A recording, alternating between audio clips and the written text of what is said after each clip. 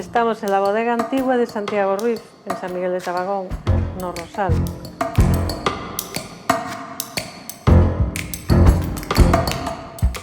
En donde mi padre empezó en los años 80 este proyecto. Aquí es en donde empieza nuestro camino. Seguimos conservando este sitio tan emblemático donde contamos nuestra historia, reflejo de tantas otras. Y os invitamos a visitar la bodega.